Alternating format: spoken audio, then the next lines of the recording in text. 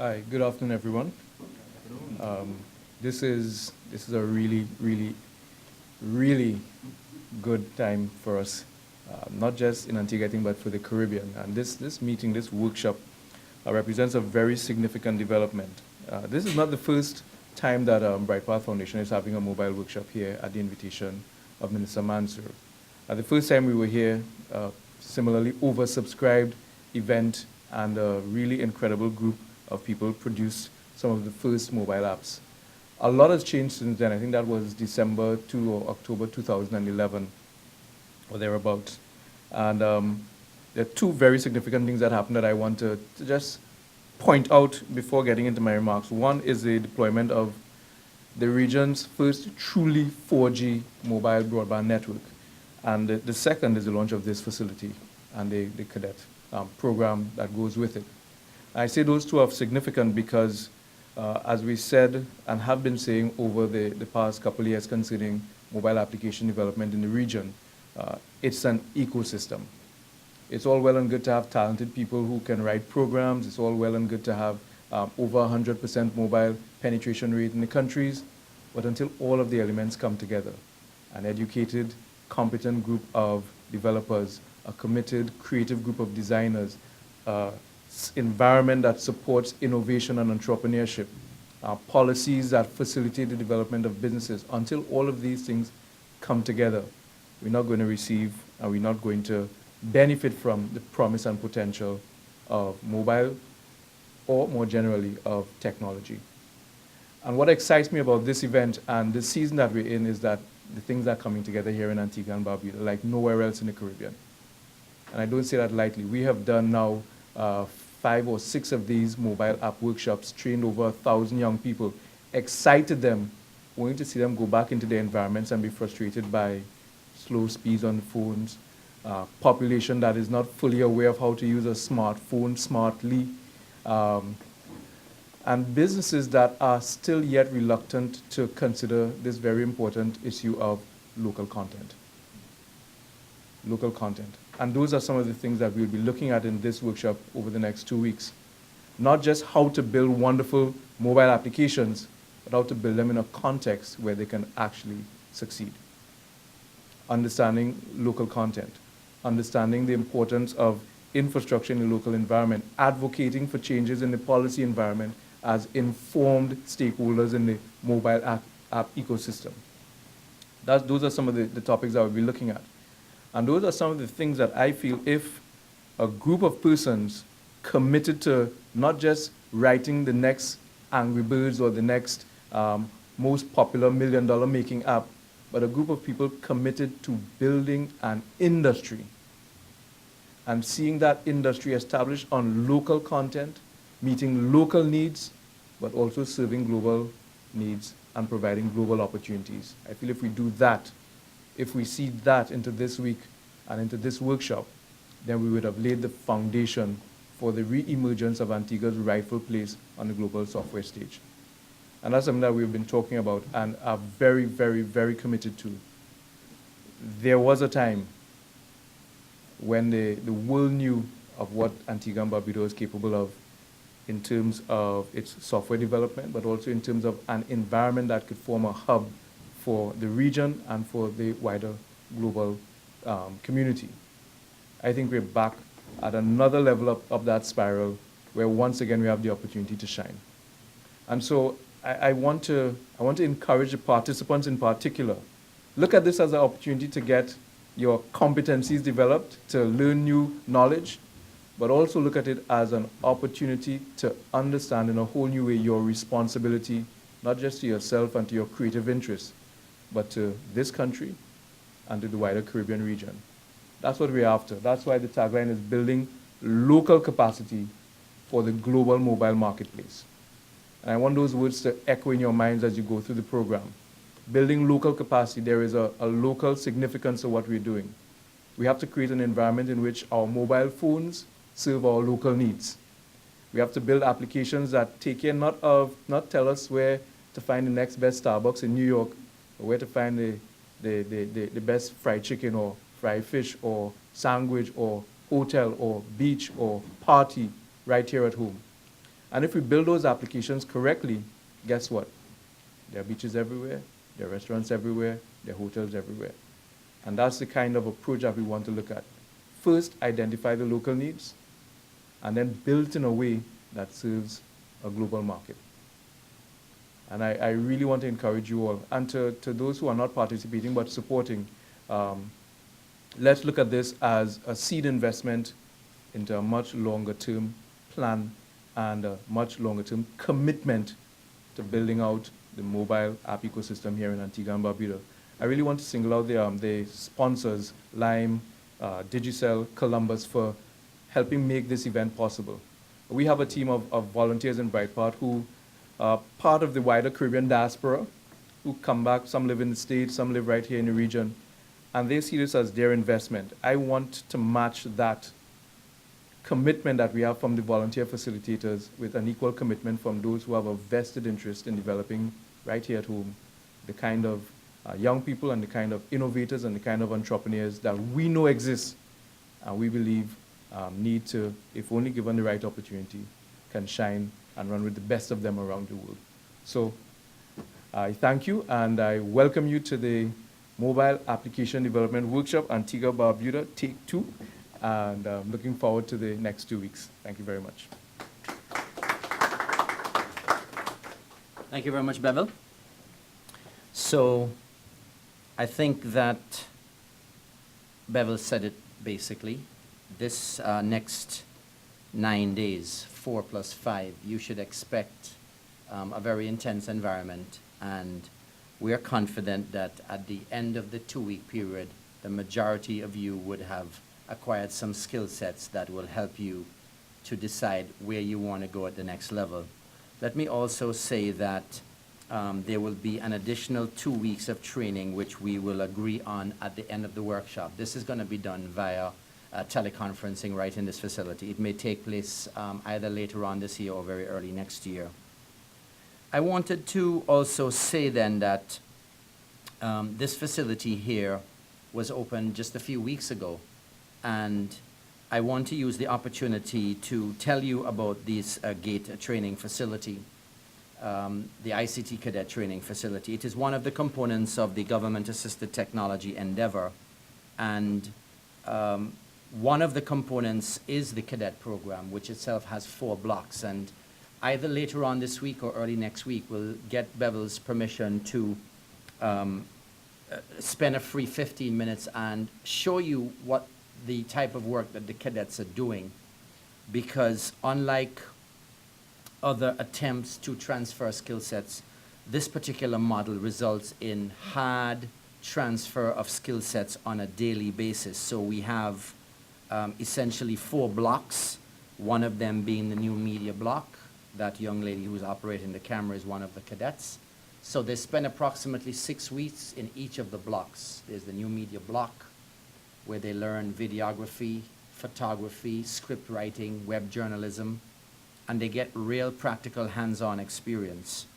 As a matter of fact, in the coming weeks, and certainly before the end of November, we will be creating content right in this facility, live as it were, from room number 4, which is a full production studio, and transmitting it throughout the Caribbean on the Caribbean Media Corporation and to the eastern seaboard of the United States. Then we get into the block where cadets learn on upgrades on computers, how to service, make service motherboards, how to do some simple troubleshooting, with a view to developing a cadre of people who can get out there and really make a difference, whether it be in seeking higher education or whether it is in getting a job or becoming self-employed. Then there is a block that is called Support for Community Projects. Many of the cadets were still here up to a few minutes ago. This is the block where they learn data control, inventory control, how to manage certain devices, and it's part of our rollout in the program. For example, on Thursday, day after tomorrow, we will be deploying 500 4G LTE tablets to students at the Antigua State College. Last week, we allocated 100 tablets to the faculty there, and it's part of that component which is really deploying cutting-edge 4G LTE technology around the country. Now, on your desks there, I have left a copy of some of the work that has gone on in ICTs in Antigua in the last decade. But I want to say, and I might be getting myself in a lot of hot water, especially with my good friend Davison in the room, that the single most powerful and valuable event that took place in the ICT history of Antigua was the landing of new fiber. That really opened up a whole new era for government and the private sector. What it basically did was to literally plummet down the costs of broadband. But simultaneous with that was this thrust towards putting new technology in the education system, within the operations of government, and within the private sector.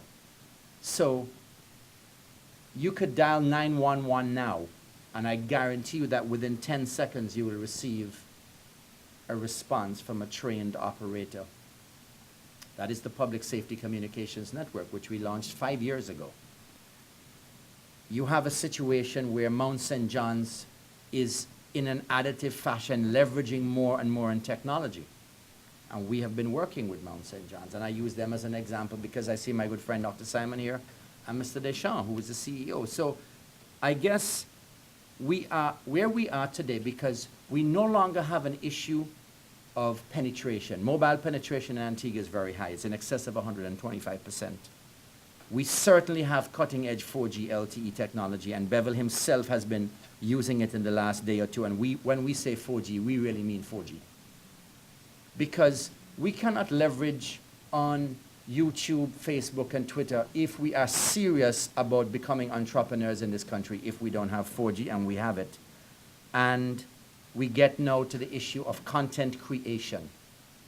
So this facility has a primary responsibility to create content, upload it, whether it be on Facebook, YouTube, and so on. But we need to become competitive, and we want, as a government, to demonstrate that we are serious about working with individuals who want to delve into this area of mobile app development. And with your permission, I want to show you 2 short video clips. One is from a 14-year-old, and the other one is from somebody who's an expert. And neither Bevel nor Stephen Lee know about this video. I didn't tell them I was going to show it. But I want to show it because really and truly, there are resources online that can probably help you to develop apps.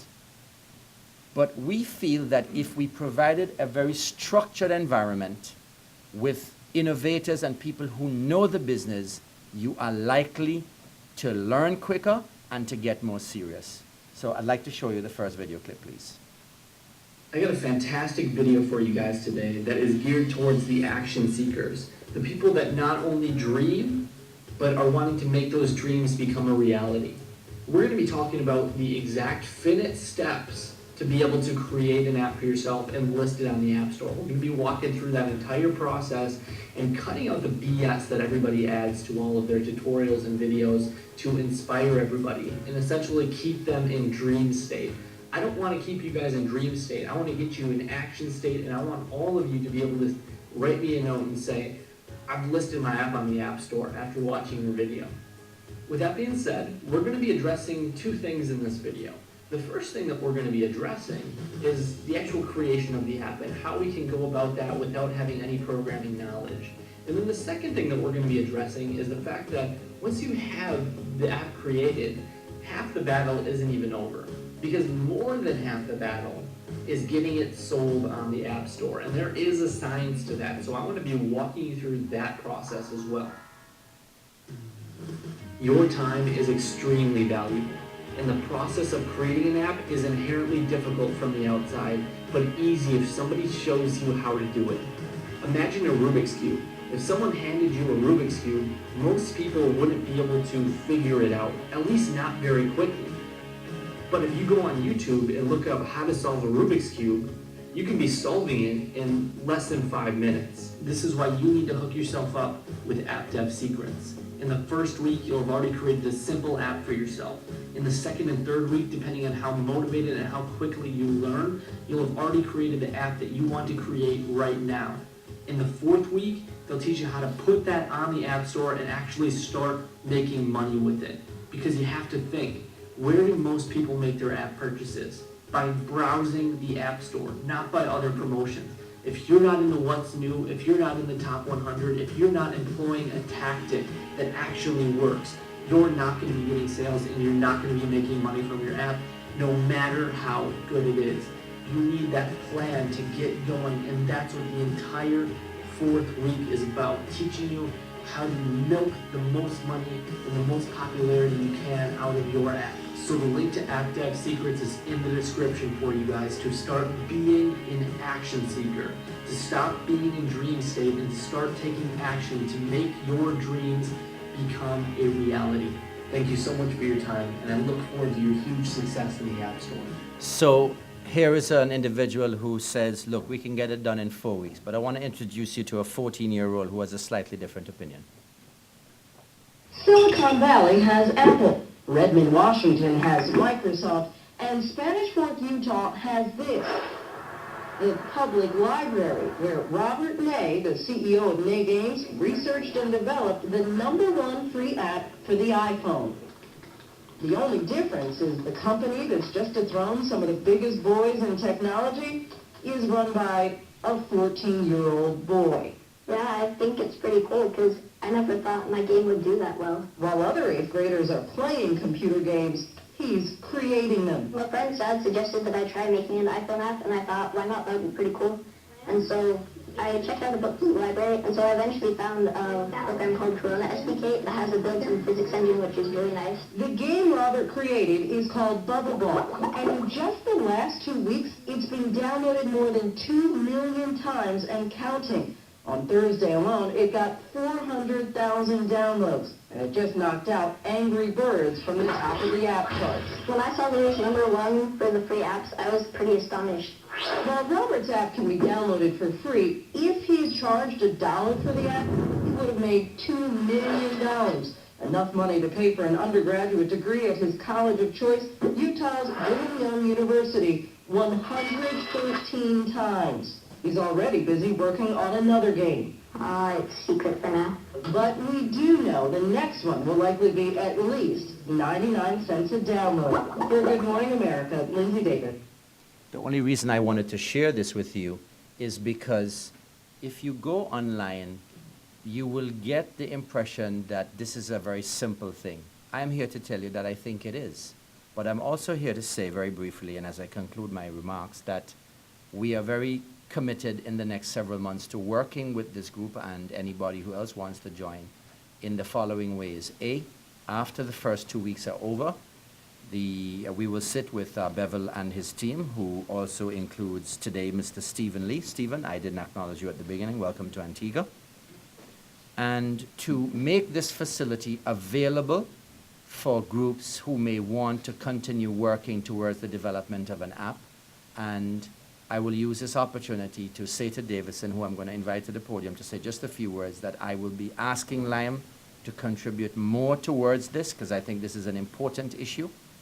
Same thing with Digicel, same thing with Columbus and some of the other companies. But government itself really is the principal contributor to this first full-length mobile app workshop. I also want to say then that yesterday, the International Telecommunications Union released the 2013 report titled Measuring the Information Society. It is actually available online. And I want to announce that in terms of Antigua and Barbuda's Information Development Index, the IDI, we rank 49th in the world, which is very good. Room for improvement, obviously. We will improve. But in the Caribbean, we are ranked second behind of Barbados and 5th in the Americas. We are in the top 5 in the Americas region. And the Americas includes all of South America, all of North America, and Latin America. And just to give you an idea of the level of our collaboration with the ITU, This coming Monday starts a 4 or 5 day workshop. It's an ITU expert level training in regulatory accounting and cost modeling in the broadband environment. So we've been paying attention to a lot of things, but your presence here today is important to us. You have very good presenters and facilitators in the persons of the BrighterPath Foundation, and we look forward to seeing some of the apps that you will develop, because Bevel has assured me that come next week, Wednesday, the progress towards developing an app will be fairly substantial. So thank you once again, and I would like to invite Davidson to come and solidify Lime's commitment to expanding mobile app development in Antigua and Barbuda. Davidson.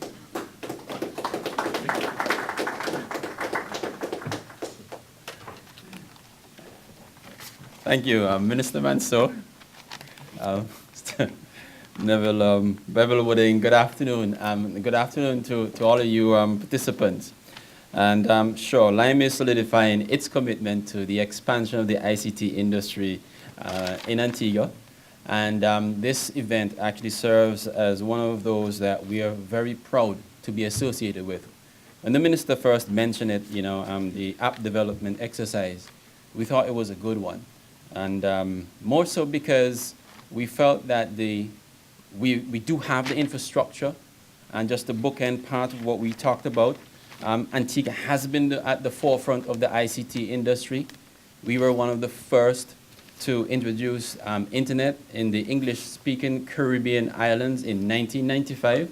Alan and I, who is here today, were talking about that, just the other day, when we got our first 64K circuit up to the USA, and it was really big. And he reminded me that we were actually ahead in launching internet commercially before England, the UK. So we were that far ahead in ICT. We've continued, and we intend to continue to support this industry in the rollout of anything ICT, anything for development. We look forward to the days, again, speaking with my colleague today, when you, as an individual, and I consider you as the elite group. Bevel referred to as the second group, but the first is there. Now we're at a totally different level of app development. And I think you are a real elite group. We're talking about, okay, who's going to develop the first app for buying pizzas in Antigua? Who's going to develop the first app for buying chicken? Who's going to develop that first app to get the pharmacy, to order stuff from a pharmacy? Who's going to develop that first app to look for the best doctors, in Antigua and Barbuda? And of course, you won't have to look for the best app for the best telecommunication service. You'll look for Lime to determine what services you wish to choose.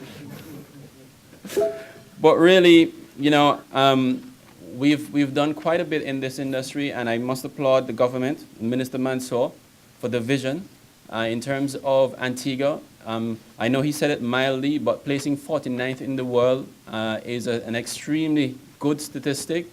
Second in the Caribbean, exceedingly well. I mean, you're thinking of ranking well ahead of some of our other neighbors. Antigua continues to advance in technologies well beyond our other neighbors, and Lime will continue to support that. Lime in Antigua will continue to be the premier telecommunications provider, not only to the government, but to the people at large. I think today, there's a couple of things that I wanted to mention that you probably take for granted, but when you look around, Lime is probably the biggest provider when it comes to providing hotspots, in Wi-Fi hotspots in commercial private areas. So when you go to some of these locations, I mentioned app developed for pizzas, chicken, burgers, the hospital, the schools, secondary schools. So we've partnered with the government to provide Wi-Fi in all our secondary schools. We've not just left it at commercial, but we're trying to get education in. And I think for us, that's very, very important. So not to belabor the point, what I would like to do today is really just to give you that urge, that charge, so that you, this elite group, can go out, develop new apps, but now look at what is it that we can do to develop Antigua-specific apps. That's why we are so keen to be associated with this group. I talked to the minister about potentially having a competition for an app. Who can develop the best app in Antigua for Antiguans? Maybe you guys can start that. And with that, I look forward to you having a great time. Have fun. Bevel is very good. Enjoy his words. Enjoy the teaching. Put the time in. Most importantly, just get that knowledge and transform Antigua into that ICT country that you know we can be and influence our global economies. Thank you very much. It's been a great honor. Thank you.